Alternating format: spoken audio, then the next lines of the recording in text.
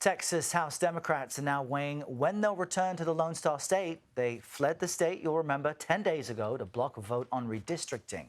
Texas senators voted to approve the new maps yesterday. 9 of 11 Democrats walked out of the special session before the vote in solidarity with their House counterparts. CBS News political reporter Hunter Woodall is live in Washington with the latest on this. Hunter, you've been covering every twist and turn of this issue. Why are House Democrats there in Texas thinking about getting back to the state house now? Well, good morning, Errol. When you look at what's happened in recent days, this current special session is essentially set to wind to a close on Friday.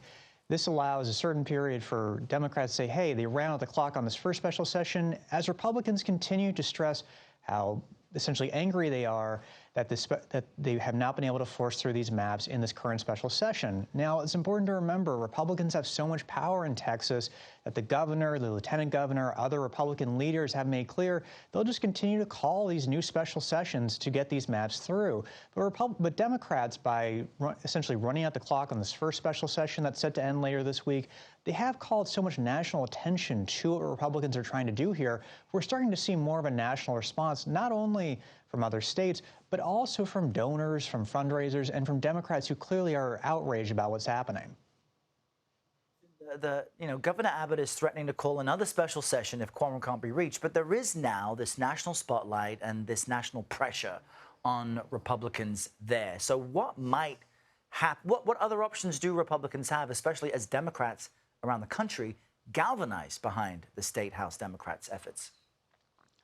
Well, and that's the key question here, because Republicans, like I said, they have this power, they have this ability to continue calling special sessions. And I'll note that the state's lieutenant governor said this will continue in perpetuity in a statement yesterday. And that was in reference to special sessions continuing to be called. There's this idea that, hey, Democrats might be able to run out the clock on this current special session, but Republicans will just keep calling them.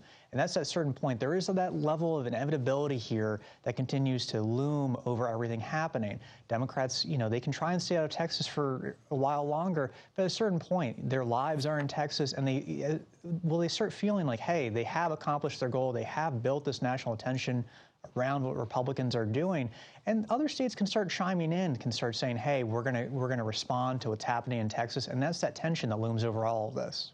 And Governor Gavin Newsom, who has threatened to do the same, redistrict in California to benefit Democrats, is even now using Trumpian language in the latest X post I saw from him. How are Democrats reacting to all this?